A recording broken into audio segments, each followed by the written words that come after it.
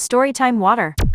If you get grossed out easy, now is your chance to keep scrolling. This happened to me when I was in middle school, and I still have nightmares about it. My room used to be on the top floor, and above me was the attic. It wasn't finished, but you could walk around up there, and my family used it for storage. One day, I woke up, and my bed was soaking wet. Not only was it wet, but it smelled absolutely awful, almost like pee that was just sitting there. It was the most disgusting thing I ever smelled. My hair was wet, my face was wet, and my clothes were soaked. I could see marks on my ceiling, so I figured it was just a leak, and the smell was from sitting water or something. At the time I was 12, so what did I know? I told my dad. He thought the same thing, so we just cleaned it up, and I slept in my bed that same night. That one simple decision put me in the hospital. I was woken up in the middle of the night to something hitting me, and the most unbearable smell I've ever experienced. I was covered in something hard, and again I was soaked. It was dark in my room, so I had no idea what was going on. I tried to feel around, and stuck my finger right into what felt like a mouth. I almost screamed, but I don't think my brain wanted to believe it, so I felt around some more. Sure enough, I was touching a wet, soggy face with an open mouth. I screamed for my dad, and when he turned the light on, I couldn't believe what was staring back at me. There in bed with me was a half-decayed raccoon covered in its own bodily fluids. I watched in horror and disbelief as I saw tiny worms crawling in and out of its mouth and eyes. The mouth and eyes I had just been touching. I was rushed to the hospital to make sure I didn't have rabies, but if the ceiling had never collapsed while I was asleep, I would have never known it wasn't just dirty water.